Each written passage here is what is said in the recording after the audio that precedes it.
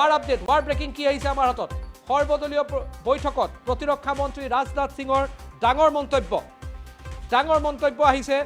প্ৰতিৰক্ষা মন্ত্ৰী ৰাজনাথ সিঙৰ পাকিস্তানৰ বিৰুদ্ধে অব্যাহত থাকিব অভিযান এই কথা প্ৰতিৰক্ষা মন্ত্ৰী ৰাজনাথ সিঙে ক'লে প্ৰতিৰক্ষা মন্ত্ৰী ৰাজনাথ সিঙৰ ফালৰ পৰা এই ডাঙৰ কথা কোৱা হৈছে সৰ্বদলীয় বৈঠকত এই বৈঠকত উপস্থিত আছিল কেন্দ্ৰীয় গৃহমন্ত্ৰী বিত্তমন্ত্ৰী চৰকাৰৰ ফালৰ পৰা আছিল আৰু ৰাহুল গান্ধী মল্লিকাৰ্জুন খাৰ্গেও এই বৈঠকত উপস্থিত আছিল এই আমি আপোনালোকক দেখুৱাই আছো কিছু দৃশ্যাংশ এই আজি সৰ্বদলীয় বৈঠক আজি সংসদ ভৱনত অনুষ্ঠিত হৈছিল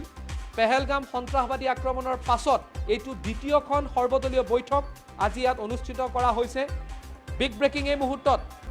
আন বিৰোধী দলৰ নেতৃত্ব আছিল এই বৈঠকত আৰু এই বৈঠকতেই প্ৰতিৰক্ষা মন্ত্ৰী ৰাজনাথ সিঙৰ ফালৰ পৰা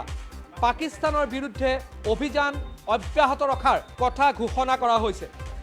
मित्रों हमने केवल उन्हीं को मारा जिन्होंने हमारे मासूमों को मारा साथियों प्रधानमंत्री श्री नरेंद्र मोदी के नेतृत्व में हमारी सेनाओं ने ऑपरेशन सिंदूर लॉन्च करके पहले की तरह ही इस बार भी आतंकियों को ट्रेनिंग देने वाले कैंप्स को तबाह करके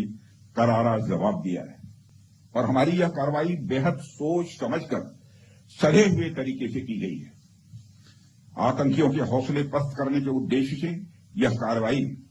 महज उनके कैंप्स और इंफ्रास्ट्रक्चर तक ही सीमित रखी गई है मैं पुनः